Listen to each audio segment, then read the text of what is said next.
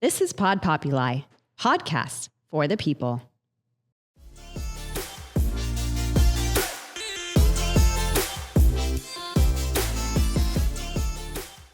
Hi, everyone, and welcome to the Femme Force Podcast. My name is Rachel Paskman, and I am your host. And today I am so excited to be joined by Sue Willoughby, who is the founder of Willoughby Coaching, an Equus Coach. So that's horse therapy, which we're going to dive so far into. And then a huge horse lover, obviously, and host of a Life Worth Being podcast. So Sue helps women over 40, or some people who are not over 40, transform their lives through this coaching. And it's a powerful practice where self-awareness happens, communication, healing, and, an unfold in a partnership with horses, which I think is just so interesting and so different from the day-to-day therapy that we all hear about.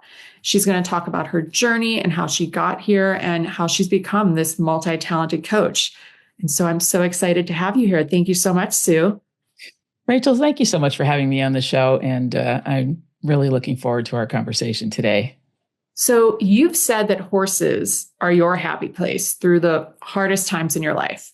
How did that relationship start? And when did you realize it was going to be something more? Wow.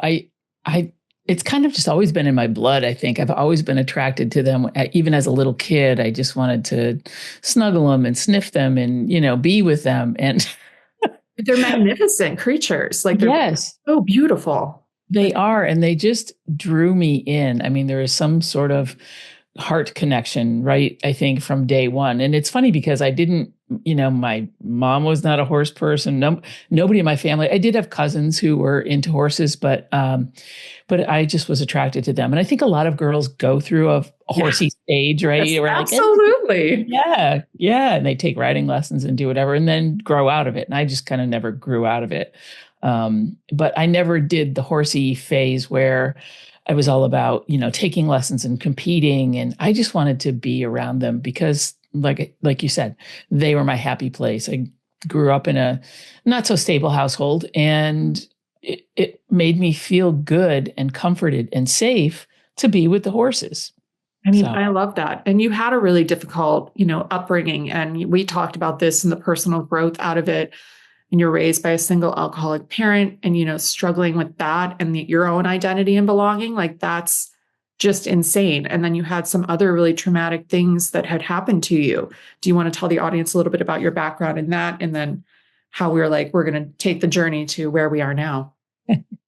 Yeah, thank you. I'm happy to talk about it. Like you said, I grew up, my parents did stay together until I was a certain age, and they did that for my benefit, not my benefit, right? But that's what they thought. They always think that. They're like, they do. They're for the children. And you're like, the children were going to be so fine. Yes. Don't bother. Listen, parents out there. No, I'm just kidding. But, and then I chose to live with my mom, despite the fact that, I knew that she had issues around alcohol, and it's not my issue. It was her issue. And she did the absolute best that she could and, loved me and told me that she was proud of me and all of that. So I had that. She just wasn't capable of dealing with her own demons, because she was a different generation, right? Willing to. You didn't talk about that stuff. Yep. You didn't talk about, there were the resources. There weren't any, or they didn't. We all talk about being in therapy and medicated at this stage of our lives. It is a topic all of my friends, I'm literally you should get a beta blocker. We talk about these things all the time because it's hard out there. And I don't know how past generations went through this without having these resources. It's insane. They didn't. They locked it away. They self-medicated with alcohol or something else. But anyway, she did always give me a roof over my head, told me no matter what I did, even when I quit high school for the second time, I literally quit high school twice. She's like, I'm proud of you. I know that you're going to be fine. You're smart, you're capable, you're bored. And I'm like, yeah, I am. So I would skip school literally and go to the barn and hang out with the horses. That's once again, that was my happy place. And, I came out when I was 17. And that was in the 70s. Yeah. So, as difficult as it was prior to that. But also, once I came out, I also then had to find my place in the LGBT. There weren't so many letters back then, back in in the queer community, and, find my place once again. And like, okay, well, now I feel like this is where I'm supposed to be, or this is who I am, but where do I fit in within this community, within this tribe? So there was all of that. And I tried to take my life when I was 19, and that was a really, really dark time. And it was about not fitting in and not feeling, loved and all of that. And it wasn't, I think, I was talking to someone one time and I said, it's not that I wanted to die. I just didn't want to live, if that makes sense. 1,000% makes sense. Yeah. I also had a suicide attempt when I was younger, and that was from not fitting in and just not understanding where I was supposed to go. And, in hindsight, you look back and I'm like, the bullying and the things that I were called, I'm like, are compliments now. Like I was made fun of for being skinny. Love that as an adult. Wish I'd hear that now. Right? You're like, why don't more people just be like, God, skinny girl over there? Like, would love that compliment at this stage. But when you're 12 and being singled out for anything, like, or at 19 and 17 and going through these, like, it's not easy. And a lot of people, because our parents didn't talk about it, we didn't know to talk about it. Yeah. Yes. Which is interesting. My mother was also a closeted lesbian and came out to me at the same time I came out to her. So, which, a lot of people hear that and they think, oh, that's fantastic. Your mom is in this. And I'm like, yeah, no, it was weird. It was just weird. You don't want your mom hanging out at the same places you hang out at. It's just, Yeah, no. And she's having that revelation and like, I'm going to live this second life coming. And you're like, but I'm just starting to live. I want to do this on my own. Right. But she still didn't, she didn't even really, that's who she was in her core. And she always knew that. And I think that was part of her, issue also growing up. But she still tried to remain sort of closeted, and it's like I said, it's a generational thing. Anyway, we're not here to analyze her.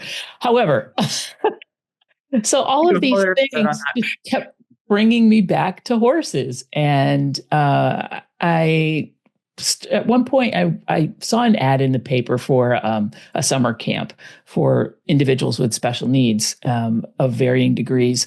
And they needed someone in the horse program. And I didn't know what therapeutic riding was or therapeutic horsemanship was at that time. And so I was like, okay, sure, I'll go to camp for, peanuts for 2 months, quit my job and go hang out with sweaty, fly-infested horses. And no, it was just fun. But it was great. I mean, it was the best experience ever. And I made lifelong friends. I mean, everybody that I met through my various summers are literally my lifelong friends. And seeing how the horses could help individuals that either maybe couldn't communicate verbally or had some physical disabilities or whatever, it was a beautiful thing, So that was kind of my first taste of how horses were healing that I could see in others.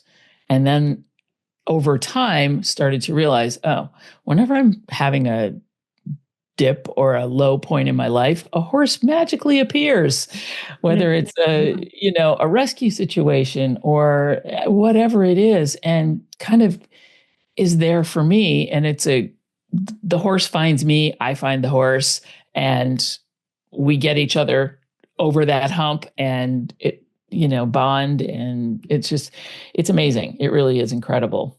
I mean, and horses,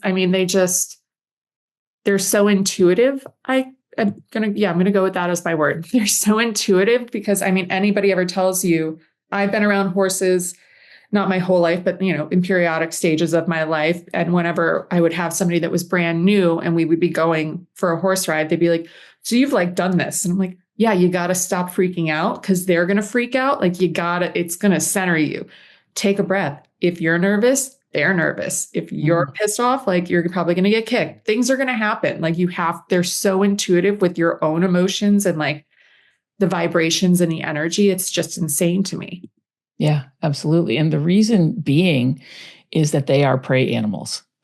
And every cell in their body is about survival. Even though they live in a nice cushy barn with all the hay and grain and whatever they want, there's still every little cell in their body is going to take in information and assess, am I safe? Am I in imminent danger, or is it a plastic bag that's flopping in the breeze? Or is this person going to be, a threat to me? So they're assessing, like you said, if you are, and it's okay if you're scared, right? It's okay they're if big animals. They're right. But they don't care. Turtles. Yeah. They're large. Yeah. They don't care if you're frightened. They just want you to be honest with yourself. And that is the biggest lesson that they can teach us, is to be honest with yourself, because they will connect with us.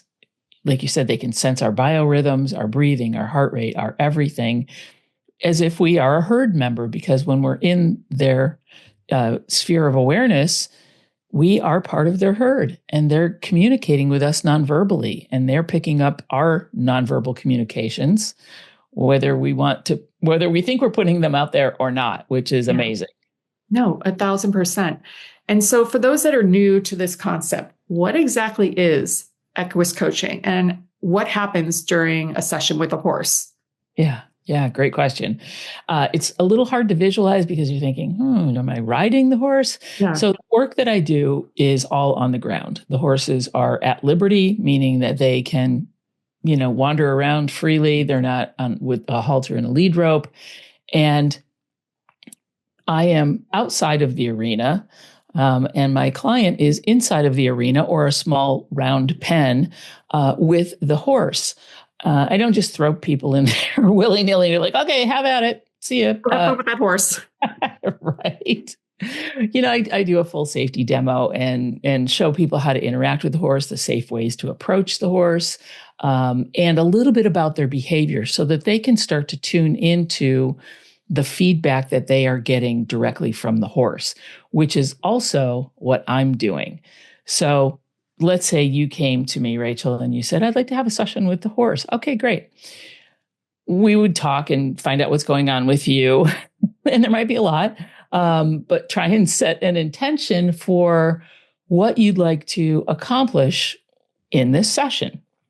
A lot of times people will set an intention and it ends up being, they end up working on something that is nowhere near what they had intended to, because they may not understand that the horses are going to dig deeply very quickly. And so this facade that you may have up about, I want to, be a better person, or I don't know, whatever it is, something very surface and very superficial. The horse is like, let's get at this other stuff first. And then, we'll talk.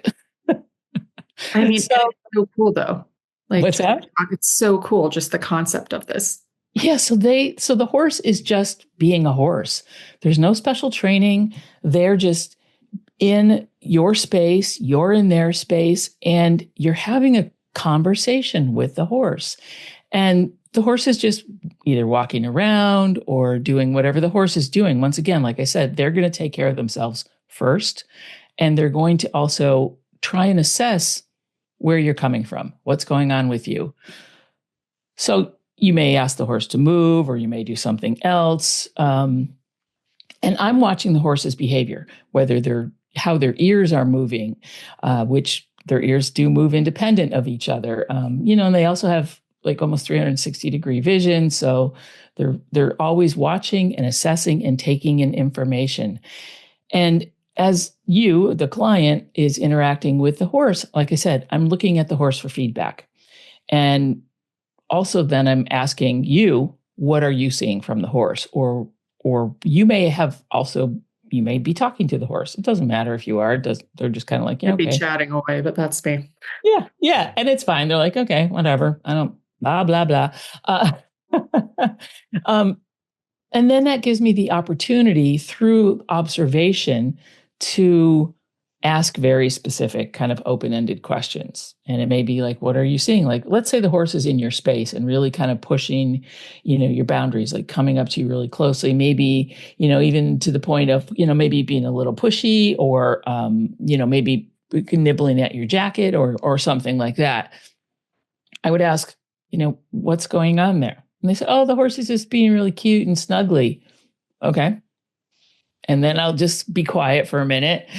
And then the horse may get a little cuter and a little snugglier. You're like, yeah. And then I can say, how, does that still feel comfortable to you? Well, not really. Well, why do you think that it isn't? Well, he's kind of like pushing himself into my boundaries. Like, oh, okay.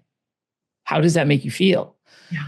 And does that happen in real life? Or how does that happen to you in real life? Well, I let people walk all over, and then it can open up this whole can of worms very quickly just by having 1,000-pound animal staring you in the face and just interacting with them. So it's really, they're not judging you at all. They don't care. They don't care what kind of car you drive, how much money you make, what you're wearing, how nice your hair is, or your nails. They don't care. They're like, whatever. And they're also not going to lie to you.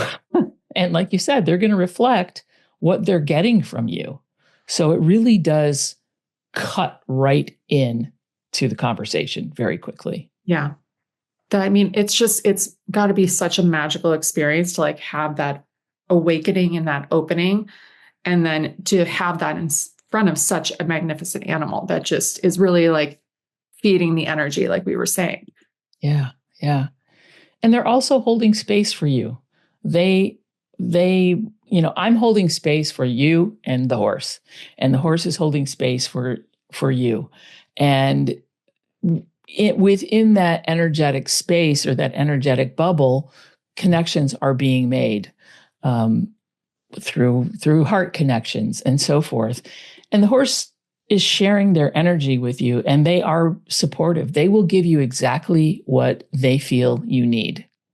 And it's really interesting because you can have the same horse, two different people with two different intentions, and the horse will give that person something different than they gave the last person. It's pretty interesting.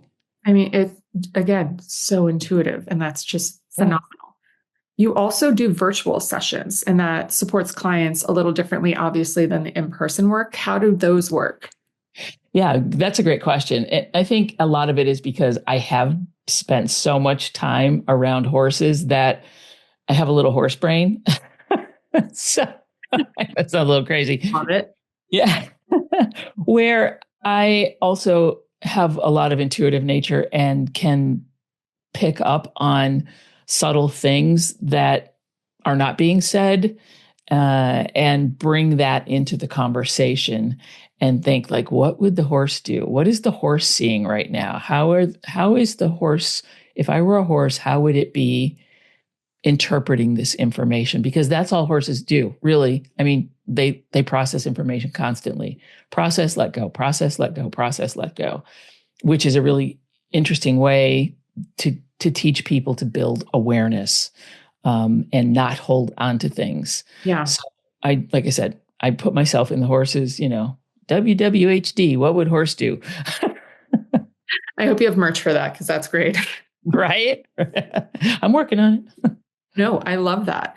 And when you're doing these courses or these workshops or these one-on-ones, you've really chosen to focus on women over 40. And why did you choose women over 40? Like, is it because you see certain transformations, or that just stage of life is usually, I'm hoping it's going to be a little bit better, but might be a little bit more difficult, or you're having, revelations and all of the things? Yes, that's a great question, Rachel. And I know that, anyone can benefit from this kind of coaching. I tend to, because it's my demographic, right? I know that when women reach a certain age, they really start to question their lives and like, is this it, right?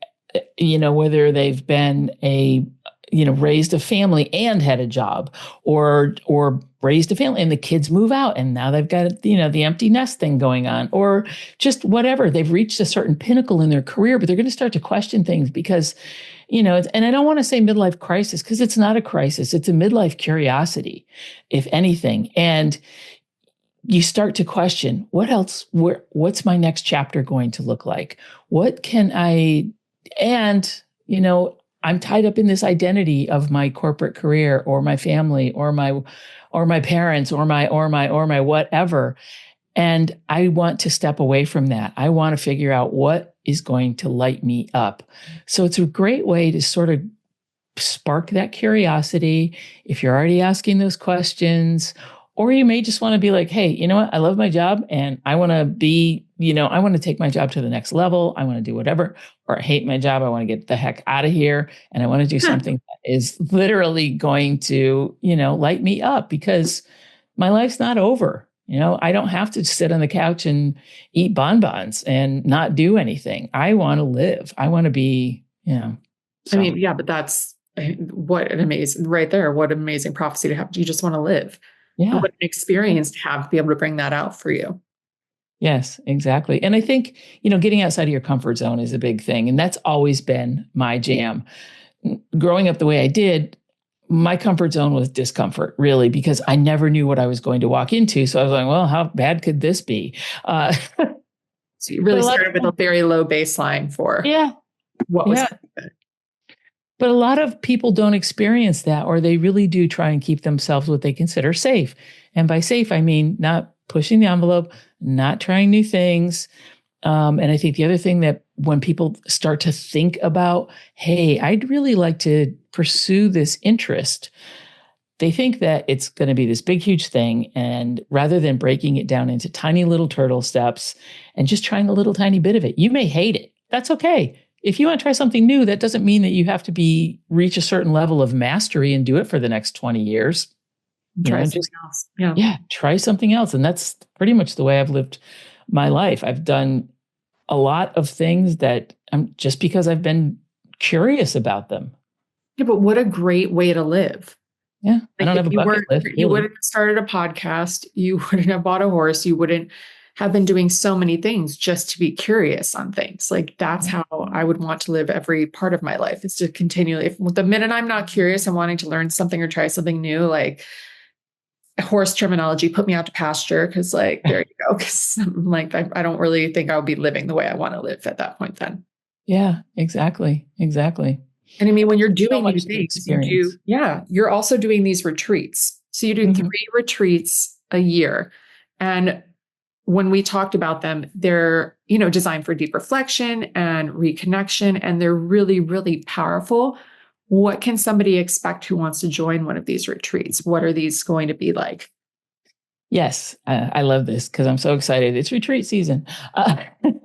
My next retreat is coming up. I have 2 in Paso Robles, one at the end of May. I don't know when this will air, but and then I have one in Colorado in September, and then I'm back in Paso Robles, California, and I'm hoping to add more retreats. And I also do like 1-day or 2-day workshops locally. I live in the Seattle area, but these are my big retreats. So they're multi-days. People come, we keep the group. I usually co-facilitate. We'd like to keep it 12 people or less. And people come to a private ranch. The ones in Paso Robles don't have lodging, but there's lodging nearby. And you spend the entire day. We start fairly early in the morning and, end in early afternoon. And we do interactive activities singularly and with the group. We do meditation. We do some energy circles. We have a labyrinth, and it's all about just being out in nature. No phones, drop your phone, leave your phone in the car or do whatever. But it's also bonding with the other participants. When you are watching someone else's session, it's going to resonate with you on some level. And I see the people that are not actively participating with the horse one-on-one are sitting there like nodding their heads and going, yes, oh my God, I've experienced that same thing. It's incredible. So it's really this opportunity to unplug from your life, put everything aside, bring whatever you want to bring, and just be yourself, because you're in a space, in a container, a big, beautiful outdoor container where you can just be and experience and be curious and try new things and interact with other like-minded individuals. And it's a really good time to reflect and, like you said, journal and do whatever. We don't do any yoga. We're not yoga people. We don't do horse yoga. We're working with horses. But it's just really incredible to have people have that experience. And it's interesting because a lot of times somebody will come and they'll bring a friend with them. And the friend is like, I don't know. Hey, why'd you drag me here? I don't really want to do this for you. Exactly. Guess who has the bigger transformation? It's always the ones that aren't looking for it. Yeah. The ones that are looking for it are just like, but I want to have this moment of clarity or transformation or just realization. Yeah. Yeah, exactly. So it's really funny to watch that kind of interaction. And then we do some group activities and people just let their hair down and have fun. It's about fun. It's not like, yes, there's some hard work. There's a lot of emotions that come up. But you're fully supported and by everyone, including the horses. And it's just an incredible opportunity. I mean, I think that's just so beautiful. And this is all women too. So yeah, usually we don't. Yeah. It's like more comfortable when you're just around a bunch of women who have probably gone through similar situations in some way. Like you're always going to have that connection. Yes. Yes, exactly. Yeah. No, I love that. And it's just so phenomenal to think that like there's a place where you can go and have these experiences and have this comfort and realization and just possibly a moment to really try to find yourself. Like we're not all offered that always in life. So. Right. Exactly. Yeah. It's incredible. And I mean, you have lived a lot of different lives. Former DJ, comic, actor, pilot, roller derby ref, like doing all of these things. And when you're saying that you want to stay curious and you want to keep living, what is the common thread that like connects all these different lives that you've had? Well, curiosity and not being afraid to actually get out there and try something. And I remember, I went through like a fitness phase. Not that I'm not fit, but when I was in high school and stuff, I was not athletic. They wanted me on the crew team. They wanted me, and I'm like, not doing that. It's nonsense. That's too hard. I'd rather be, out doing things I shouldn't be doing. But but later in life, I found cycling and all these things. And at one point, I was like, somehow I got on a boxing kick, and I went to go to the boxing gym because I know what it was. I had that Wii. You remember that Wii? That was that virtual, yeah. And there was a little boxing thing. I'm like, this is really cool. I wonder if there's a place in town that does that. So of course I get, on the internet and start finding places. And I went to a boxing gym and they had fitness boxing, not punch your face boxing. They had that too. But I wanted to start out with the fitness classes. And I went in and the first thing they handed me a jump rope. And I was like, what, are you kidding me with this jump rope? I said, I can't jump rope. I look like an idiot. I hadn't jumped rope since I was 5. Right. So you're like, it's not riding a bike, guys. Even then it was bad. So they said, just take the jump rope and, do what you can do. And I'm like, oh my God, everybody's gonna be looking at me. And, and I went there by myself. I didn't bring a buddy with me or anything. And so I stood way in the back and they said, here's the key thing that they said, nobody's looking at you. Nobody cares about you. Right. They're too busy looking at themselves and worrying about what they're doing. Oh, so if you can keep that in the back of your mind when you try something new, it's a really pro tip. I mean, I love that. Do you have anything that's like on the horizon where you're like, I really want to try this in the next year or two? My last thing that I tried a couple of years ago was playing polo, learning to play polo. Because the Seattle Polo Club is literally right up the street from me. And I had wanted to take polo lessons. So I'm like, well, why not? That looks like a blast, which I did. And I started taking polo and we were having a practice chucker and I got a little aggressive. If you miss the ball in polo, if you've ever watched a polo match, they're very fast. Now, in the learning phase, you're not galloping at 30 miles an hour. You're trotting usually. But you've got a stick. And that would even be hard. I'd be like, slow down. We're going to crawl to that ball. We're going to stop, hit the thing, then we may proceed. Yeah, exactly. So what we were doing a practice chucker, which is a game. And if you miss the ball, in other words, as you're trotting, galloping, whatever, going past the ball and you don't hit it, you keep going. You don't look back. You don't try. Well, I got a little aggressive. I slowed down. I reached way back to try and get the ball. And as I did, I pulled the horse up off the ground and I landed on the ground and totally shattered my wrist and my ego and, so, but I got hauled off the field and taken to the ER, which was a blast. So now I have a plate in my wrist, but I still played. I went back last summer and I started doing stick and ball exercises and just having fun. So I don't know what's next for me. Who knows? It may be an adventure in my 85 VW camper van, like actually getting out on the open road and doing my podcast from the road. I don't know. Maybe that's something I might do. I mean, that would be phenomenal. I mean, I love when I have girlfriends that are like, you're taking chess lessons. And I'm like, yeah. They're like, why? I'm like, because I don't know how to play and I want to know how to play. Like, that's why. Taking poker lessons, getting laid off. I've been taking a lot of lessons that I never got to. Learning how to play piano. I'm 38. There's a 5-year-old in the class with me. He's 5. He is better than I am. Shout out, Marcus. You're never going to listen to this, but like Marcus is really good. Not so great. It's actually quite hard to do at 30. I thought I was like, oh, I'll go in. I'm going to what? No, not at all. But I'm like, I want to do all these things. And like, I keep a running life goal list. I'd like to be a sommelier at some point. Yeah. Not as a job. I just want to be a licensed sommelier because I think that'd be cool. Taking Russian lessons. I know no one that speaks Russian. Yeah. No one. But I was like, that could be cool to learn. Why not? Why not? Exactly. Why not? Really? So let me ask you a question. So when you do these things and your friends are like, why are you doing that? What is, and I'm just curious because I know what my motivation is or what, and what stops people from doing that. You said the 5-year-old is better than you are in the piano class, right? How does that make you feel? Hilarious. I'm just like, why? We had a piano growing up. My grandmother passed away when I was 16 or something. My mother wanted this piano. Not one of us, not one person in that house ever took lessons or learned how to play set piano. Not one person. It just sat there. And if children would come over, they would bang on it. Like it was a decoration. And I'm always like, why did no one ever, I played the violin because you had to play an instrument in elementary school and the piano wasn't an option because you couldn't lug that back and forth, obviously. Right. So I played trumpet. Strings, or a trumpet or something in the band.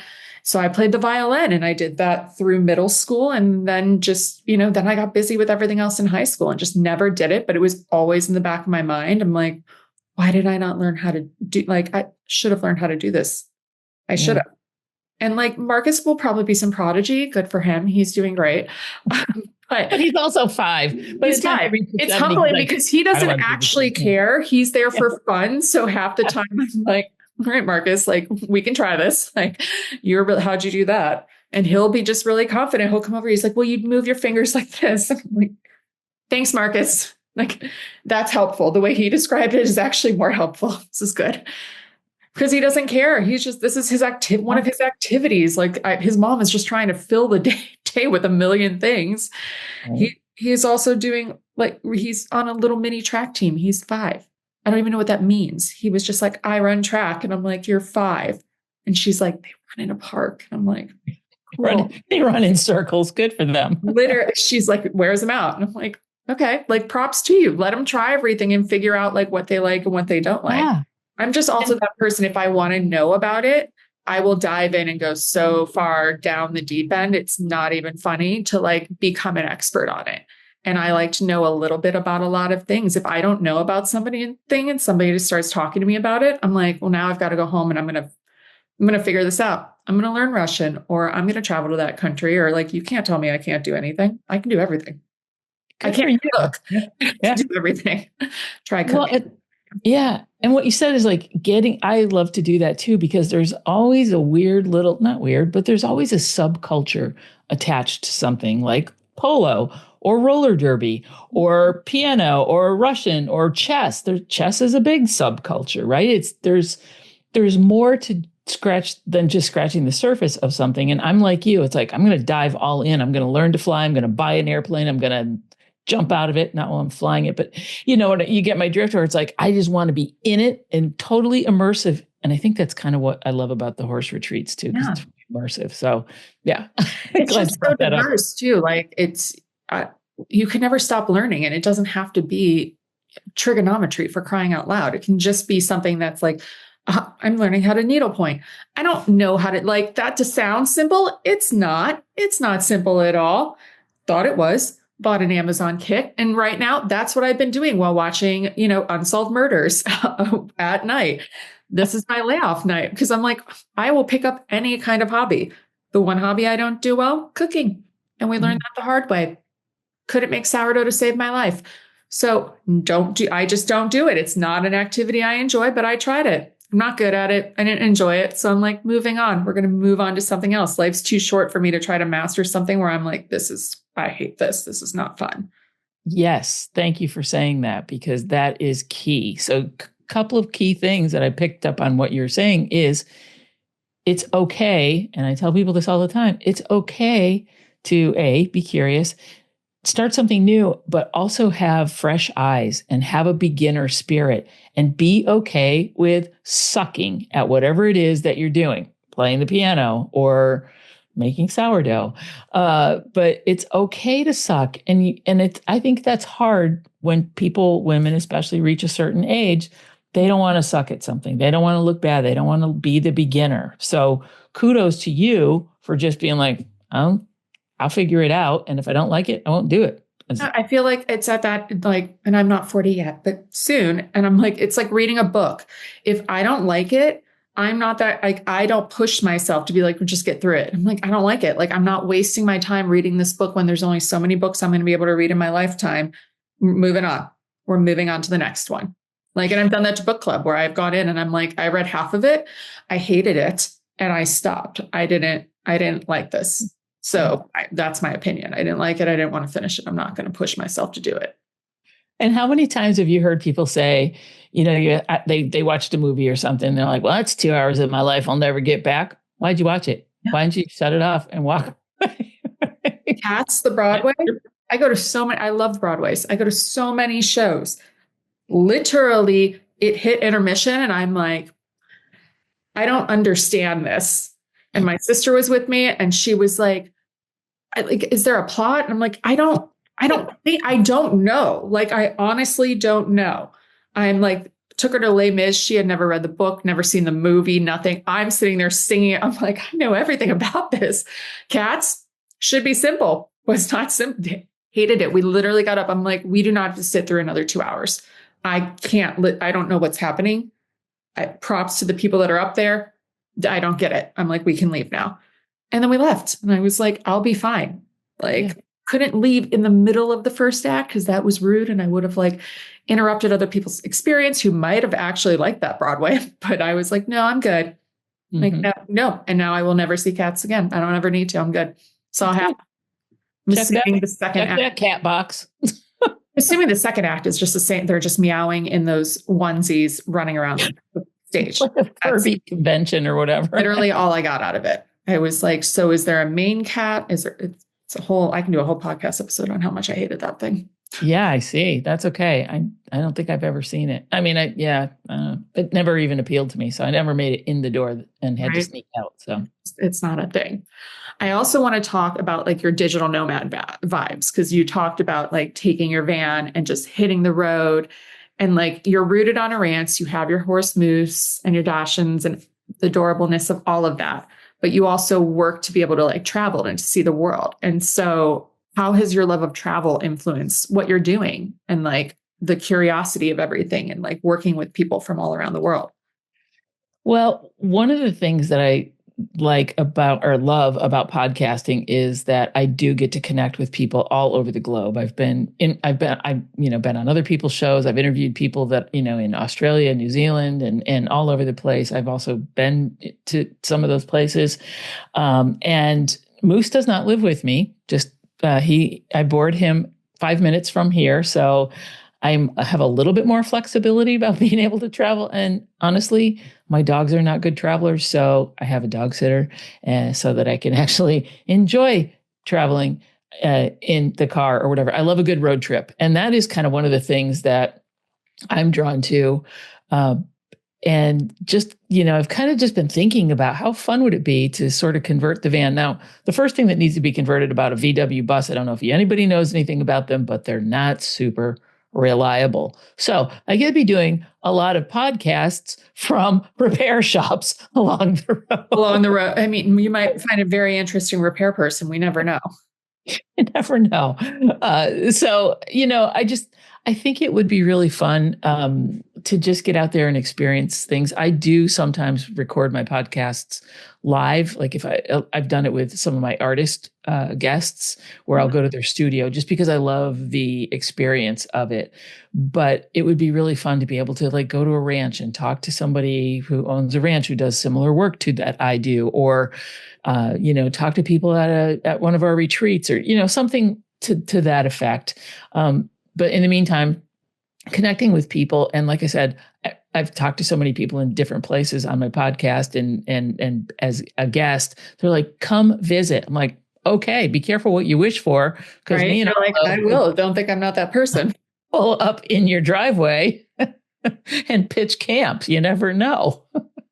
Yeah, but I love that about it. And I mean, travel is such a big part of my life, and it's not just my it was my job, it was my passion, it's everything, but it just gave back in so many ways. And you're right, like doing the podcast, like that's been such an amazing thing, is to be able to meet women like yourself who I wouldn't have met otherwise without doing this. And it's always, everyone's like, why do you do a podcast? And I'm like, well, it's for me. Like, this is my creative outlet. Like, I don't make money from this. Like, if I do one day, that'd be cool. But like, I do this so I can meet other women and amplify their voices, because so many women are doing phenomenal things that I never would have met otherwise. And that's such a gift that I'm going to be able to have. Yeah. And same here. I love that about podcasting, because it's such an intimate medium, and it's just beautiful. And one other quick thing about road trips is I used to have a home in Bisbee, Arizona, which is almost in Mexico. It's an hour and a half southeast of Tucson. And I would drive with my dogs from Seattle. So it was like a good 3-day road trip, because I don't want to be stop. Yeah. Gotta stop and all that good stuff. But I would purposely go through Beatty, Nevada, which is sort of Death Valley-ish area. And because it's kind of like this old Western, almost a ghost town, but there are people that live there. But there's this herd of, well, they belong to somebody, but they're just roaming the streets, donkeys.